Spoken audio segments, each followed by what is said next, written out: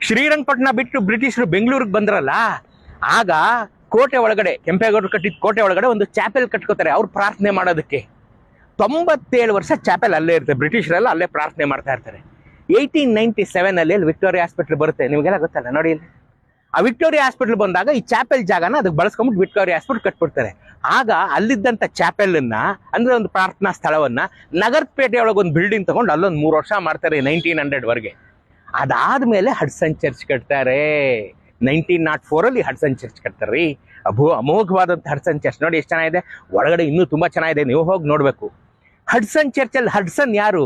ಅವ್ರ ಹೆಸರು ಜೋಶಾಯ ಹಡ್ಸನ್. 1864 ಅಲ್ಲಿ ಭಾರತಕ್ಕೆ ಬಂದಿಳಿದ ಪಾದ್ರಿ. ಬೆಂಗಳೂರಿಗೆ ಬಂದು 33 ಸ್ಕೂಲ್ ಓಪನ್ ಮಾಡ್ತಾರೆ. ಬೆಂಗಳೂರು ಅಂದ್ರಲ್ಲೇ 33 ಸ್ಕೂಲ್ ಓಪನ್ ಮಾಡ್ತಾರೆ ಈ ಕ್ರಿಶ್ಚಿಯನ್ ಪಾದ್ರಿ. ಮೈಸೂರಲ್ಲಿ ಹಾರ್ಡ್ವಿಕ್ ಶಾಲೆ ಕಟ್ಟಿದ್ದು ಇದೆ ಜೋಶಾಯ ಹಡ್ಸನ್. ಇದಕ್ಕಿಂತ ಒಂದು ಶಿವಮೊಗ್ಗದ ಮೊದಲ ಟೀಚರ್ಸ್ ಟ್ರೈನಿಂಗ್ ಸ್ಕೂಲ್ ಕಟ್ಟಿದ್ದು ಇದೆ ಹಡ್ಸನ್, ಜೋಶಾಯ ಹಡ್ಸನ್. ಇದೆಲ್ಲದಕ್ಕಿಂತ ಇಂಪಾರ್ಟೆಂಟ್ ಕಳಶ ಇಟ್ಟಂಗೆ ಏನಪ್ಪಾ ಅಂದ್ರೆ, ಆಗ Bengaluru Mysuru state Madras presidency under ಅಲ್ಲಿತ್ತು. ಎಲ್ಲ ಎಕ್ಸಾಮ್ ಮದ್ರಾಸ್ಗೆ ಹೋಗಿ ಬರಿಬೇಕಿತ್ತು. SLC exam, SLC and above exam ಎಲ್ಲ ಮದ್ರಾಸ್ಗೆ ಹೋಗಿ ಬರಿಬೇಕಿತ್ತು. ಸೆಂಟ್ರ್ ಅಲ್ಲಿತ್ತು. ಜೋಶಾಯ ಹಡ್ಸನ್ ಫೈಟ್ ಮಾಡ್ತಾರೆ, ನಾವ್ ಯಾಕೆ ಅಲ್ಲಿಗೆ ಹೋಗಿ ಬರಿಬೇಕು, ಎಕ್ಸಾಮ್ ಇಲ್ಲೇ ಬರಿತೀವಿ ಅಂತ ಫೈಟ್ ಮಾಡಿ SLC ಎಕ್ಸಾಮ್ ಅನ್ನ ವಾಪಸ್ ಬೆಂಗಳೂರು ಕರ್ಕೊಂಬಂದಂತ ಪುಣ್ಯಾತ್ಮ ಇದೇ ಜೋಶಾಯ ಹಡ್ಸನ್. ಗೊತ್ತಾಯ್ತಾ? ನೀವು ಹಡ್ಸನ್ ಸರ್ಕಲ್ಗೆ ಹೋದಾಗ ಹಡ್ಸನ್ ನೆನ್ಸ್ಕೊಳ್ಳೋಕೆ ಇಷ್ಟೆಲ್ಲ ಕಾರಣ.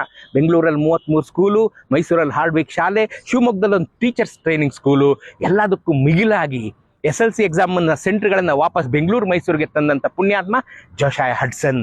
ಹಡ್ಸನ್ ಸರ್ಕಲ್ ಇದ್ದಾಗ ಈ ಪುಣ್ಯಾತ್ಮ ನೆನ್ಸ್ಕೊಳ್ಳಿ. ಸಾಧ್ಯ ಆದ್ರೆ ಒಂದ್ಸಲಿ ಹಡ್ಸನ್ ಚರ್ಚ್ ಒಳಗಡೆ ನೋಡ್ಕೊಂಬನ್ನಿ, ಬ್ಯೂಟಿಫುಲ್ ಚರ್ಚ್ ಕಣ್ರಿ ನೋಡಿ.